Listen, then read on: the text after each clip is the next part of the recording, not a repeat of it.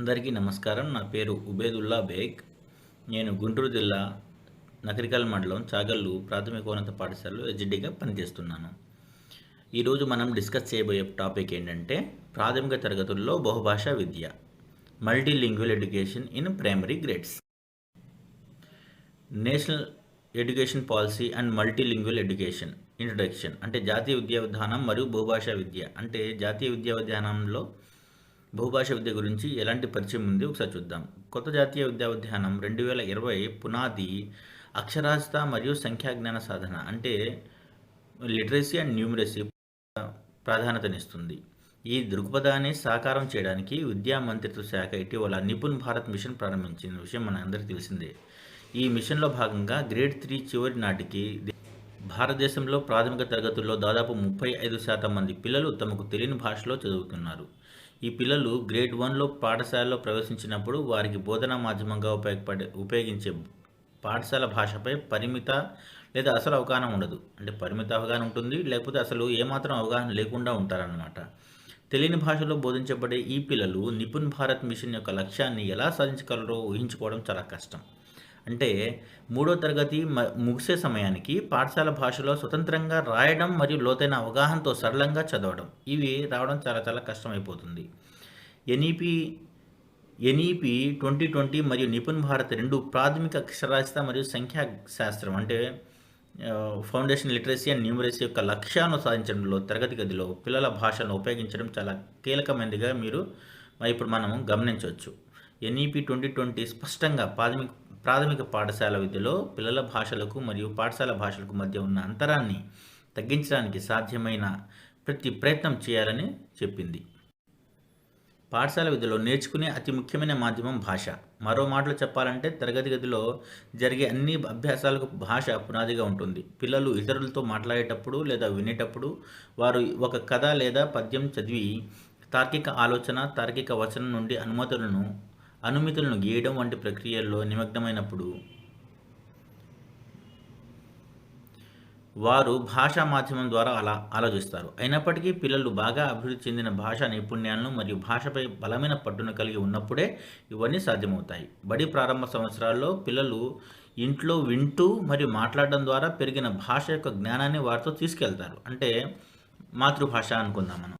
తరగతి గది బోధనాభ్యాస ప్రక్రియలో వారి సుపరిచితమైన భాషలను చేర్చకపోవడం ద్వారా ఈ పిల్లలు నేర్చుకునే ప్రాథమిక హక్కును కోల్పోతున్నారు. తరగతి గదిలో పిల్లల ఇంటి లేదా సుపరిచితమైన భాషను ఉపయోగించడం వల్ల వారు బోధన మరియు అభ్యాస ప్రక్రియలో చురుగ్గా పాల్గొనడం, ఇతర విషయాల్లో భావనలపై వారికి అవగాహన మెరుగుపడడం, అలాగే వారి ఆత్మవిశ్వాసం స్థాయిలు మెరుగుపడతాయని అనేక పరిశోధన అధ్యయనాలు సూచించాయి. అసలు బహుభాషా విద్య అంటే ఏంటి? ఒక బ్రాడ్ అర్థంలో చూస్తేనేమో బహుభాషా విద్య అంటే బోధన మరియు అభ్యాస ప్రక్రియల్లో పిల్లలకు తెలిసిన భాష మరియు ఇతర భాషలను ఏకకాలంలో ఉపయోగించడం. ఇది ఆలోచనలు మరియు భావనలపై ప్రాథమిక అవగాహన పెంపొందించడానికి పిల్లల భాషలను ఉపయోగించడంపై ఆధారపడే విధానం అన్నమాట.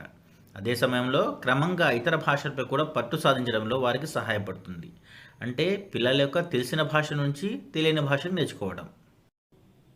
ఇప్పుడు మన దేశం యొక్క భాషాపరమైన స్వరూపం ఒకసారి చూద్దాం. Linguistic fabric of our country. మన దేశంలో బహుభాషావాదం ఏ విధంగా ఉంది అంటే ఏంటి? భారతదేశం వేలాది భాషలు మాట్లాడే బహుభాషా దేశం. కాలక్రమేణా నిర్వహించిన అనేక వివిధ అధ్యయనాల ఫలితాలు భారతదేశంలో మాట్లాడే భాషల ఖచ్చితమైన సంఖ్యలో విస్తృత వైవిధ్యాన్ని సూచిస్తాయి. ఈ చార్ట్ మనం ఒకసారి చూస్తే నంబర్ ఆఫ్ లాంగ్వేజెస్ భాషల సంఖ్య, ఇంకోవైపు సోర్స్ దానికి మూలం ఏంటి, దానికి ప్రూఫ్ ఏంటి అనేది ఒకసారి ఈ టేబుల్లో చూద్దాం. మనకి మాతృభాషలు 1650 పైచిలకు ఉన్నాయి. దీనికి మూలం ఏంటి? సెన్సస్ 1961లో రిపోర్ట్ వచ్చిన సెన్సస్ అన్నమాట. అలాగే ఆ తర్వాత 1369 మాతృభాషలు ఏర్పడ్డాయి 2011 సెన్సస్ ప్రకారం. 462 భాషలు ఉన్నాయి. ఇవి దేని ప్రకారం అంటే ఎథ్నాలజీ సిమన్స్ అండ్ ఫెన్నింగ్ 2018 అనే మూలం ద్వారా 780 భాషలు ఉన్నాయని 2010లో People's linguistic survey of India చెప్పింది. అదేవిధంగా సెన్సస్ ఆఫ్ ఇండియా 2011 ప్రకారం భారతదేశ జనాభాలో 25% కంటే ఎక్కువ మంది మంది 2 భాషలు మాట్లాడతారు. అయితే జనాభాలో 7% మంది 3 భాషలు మాట్లాడతారు. వాస్తవానికి మనలో చాలామంది మన అవసరానికి అనుగుణంగా 2 లేదా అంతకంటే ఎక్కువ భాషల్లో మాట్లాడగలుగుతారు.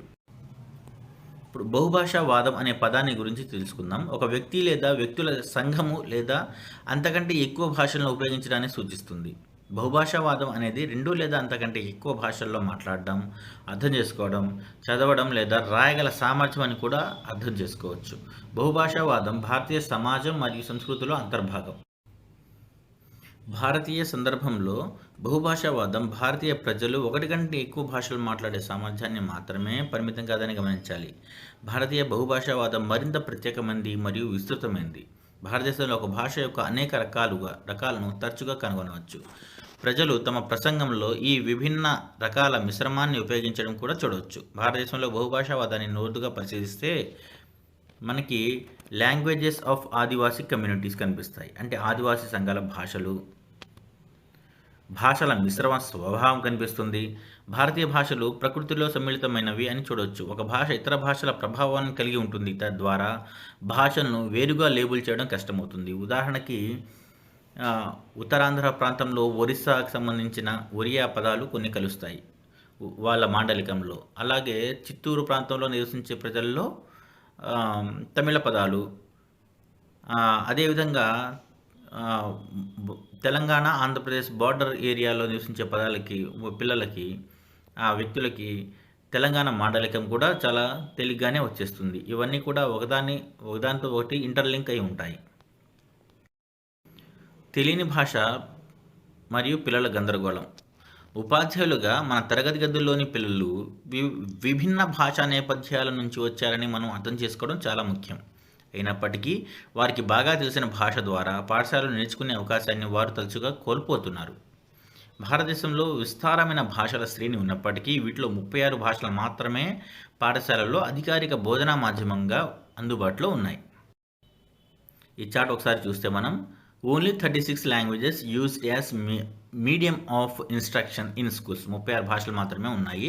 121 మెయిన్ లాంగ్వేజెస్ ఉన్నాయి. 1369 లాంగ్వేజెస్ ఇన్ ఇండియా. మొత్తం మాతృభాషలు ఎన్ని ఉన్నాయంటే 1369 ఉన్నట్టు. చాలామంది పిల్లలు తమ పాఠశాలల్లో వారి సొంత భాష లేక ఇబ్బంది పడతారు మరియు దాదాపుగా పూర్తిగా తెలియని భాష ద్వారా నేర్చుకోవాలి. ఉదాహరణకు గుంటూరు జిల్లాలోని నకరికల్ మండలంలోని చాగల్లు ప్రాథమికోన్నత పాఠశాల. ఇక్కడ తెలుగు, ఉర్దూ, హిందీ, ఆదివాసీ భాషలు మాతృభాషలుగా కలిగిన పిల్లలు ఉన్నారు. వీరంతా తెలియని భాష మీడియంగా విద్య నేర్చుకుంటున్నారు. అంటే కొంతమంది ఇంగ్లీష్ మీడియంలో చదువుకుంటున్నారు, కొంతమంది తెలుగు మీడియంలో చదువుకుంటున్నారు. ఇంగ్లీష్ మీడియం కూడా వాళ్ళ మాతృభాష కాదు, తెలుగు మీడియం కూడా చాలామంది పిల్లలకు మాతృభాష కాదు. చాలామంది అనుకునేది ఏంటంటే ఆంగ్లం మీడియంగా ఉంటే పిల్లలు ఇబ్బంది పడతారని, ఎందుకంటే ఆంగ్లం వారి మాతృభాష కాదు కాబట్టి. కానీ విచిత్రం ఏంటంటే ఉర్దూ, హిందీ మరియు ఆదివాసీ భాషలు మాతృభాషగా కలిగిన పిల్లలు కూడా తెలుగు మాధ్యమంలో చదవడానికి ఇబ్బంది పడుతున్నారు అన్న విషయాన్ని గమనించవచ్చు. అయితే ఇలాంటి సమస్యలను అధిగమించడానికి ప్రభుత్వం సమయానుకూలంగా బడుల్లో ప్రవేశపెట్టే పథకాలు ఉపయోగపడుతున్నాయి. ఉదాహరణకు ప్రస్తుతం రాష్ట్ర వ్యాప్తంగా బడుల్లో జరుగుతున్న లాంగ్వేజ్ ఫెస్టివల్స్. ఇక్కడ మనం లాంగ్వేజ్ ఫెస్టివల్స్ ఏ విధంగా జరుగుతున్నాయి ఇవన్నీ కూడా ఈ పిక్చర్స్లో చూడవచ్చు. ఇంగ్లీష్ లాంగ్వేజ్ ఫెస్టివల్ జరుగుతుంది, హిందీ లాంగ్వేజ్ ఫెస్టివల్ జరుగుతుంది. ఇలా తెలుగు, హిందీ, ఇంగ్లీష్ ఈ మూడు భాషలు మరియు స్థానిక భాషల్లో రకరకాల ఫెస్టివల్స్ జరపడం వల్ల వాళ్ళకి ఇవన్నీ కూడా మనకి అన్ని భాషలతో పరిచయం ఏర్పడుతుంది. వాళ్ళకి తెలియని భాష అయినా కూడా తెలిసిన భాష ద్వారా తెలియని భాషను నేర్చుకోవడానికి చాలా అవకాశం ఉంటుంది. లాంగ్వేజ్ ఫెస్టివల్లో భాగంగా హిందీ ఫెస్టివల్లో ఎంఈఓ జ్యోతి కిరణ్ గారు ఇంటరాక్ట్ అవుతున్న సందర్భాన్ని ఇప్పుడు మనం చూద్దాం. మీరందరూ కూడా రేపు నెక్స్ట్ 8th క్లాస్ వాళ్ళకి హై స్కూల్కి వెళ్తారు, 9th అవును కదా. మరి ఆ 9th లో మీరు బాగా చదివి 10th వెళ్తారు. పునాది గట్టిగా ఉంటేనే ఇల్లు గట్టిగా ఉంటది, లేదంటే ఏమవుతుంది ఇల్లు. ప్రాథమిక పాఠశాలలో దాదాపు 25% మంది పిల్లలు వారి ఇంటి భాషలు మరియు పాఠశాల భాష మధ్య అంతరం కారణంగా తీవ్రమైన అభ్యాస ఇబ్బందులను ఎదుర్కొంటున్నారని ఒక అధ్యయనం అంచనా వేసింది.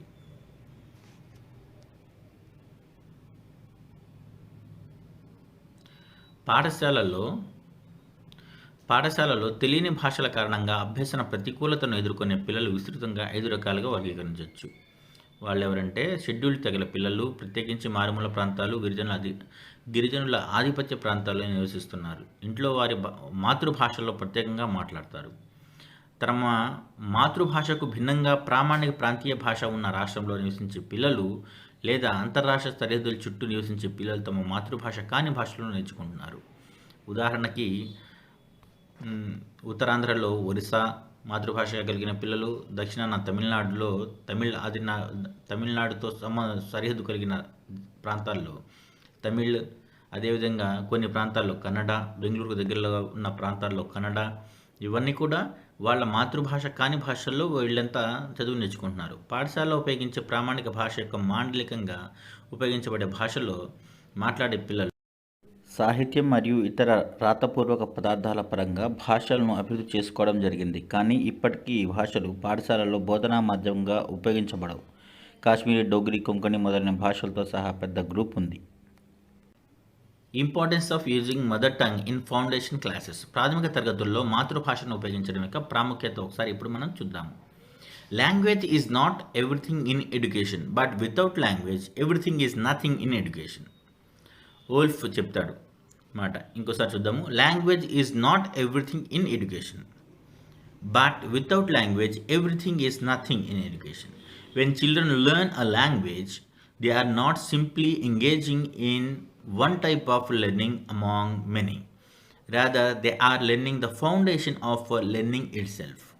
అంటే language is not everything in education. ఎడ్యుకేషన్లో లాంగ్వేజే సర్వస్వం కాదు, కానీ లాంగ్వేజ్ లేకుండా చదువు అనేది దాదాపుగా అసంభవం అని చెప్తున్నాడు. భాష అనేది కేవలం కమ్యూనికేషన్ మాధ్యమం మాత్రమే కాదు, అది ఆలోచించడానికి, నేర్చుకోవడానికి మరియు అర్థం చేసుకోవడానికి ఒక సాధనం. భాష అనేది విద్య మరియు అన్ని బోధనా అభ్యాస ప్రక్రియల గుండెకాయ వంటిది. పిల్లలు ఇతరులతో మాట్లాడడం మరియు వినడం, చదవడం, ప్రశ్నలు అడగడం, తార్కికంగా వాదించడం, విశ్లేషించడం, సమూహాల్లో పనిచేయడం లేదా ఊహాత్మక సంభాషణలో పాల్గొనడం ద్వారా వివిధ భావనలపై అవగాహన పెంచుకుంటారు. ప్రొఫెసర్ జిమ్ కమిన్స్ ఏం చెప్తున్నారో చూద్దాం ఒకసారి. తరగతిలో పిల్లల భాషను తిరస్కరించడం అనేది పిల్లలను తాము తిరస్కరించినట్లే అని professor gym Cummins, university of Toronto, Canada అతను చెప్తున్నాడు. అంటే తరగతిలో పిల్లల భాష అంటే ఏంటి? వాళ్ళ మాతృభాష స్క్రిప్టెడ్ అయినా కానివ్వండి, లేకపోతే స్క్రిప్ట్ లేనిదైనా కానివ్వండి, పిల్లలను భాషను తిరస్కరించడం అంటే ఆ భాషలో వాళ్ళను మాట్లాడనివ్వకపోవడం, వాళ్ళకి అవకాశాలు ఇవ్వకపోవడం, లేదా ఆ భాషల్లో వాళ్ళకి చదువుకునే అవకాశం లేకపోవడం అనేది పిల్లలను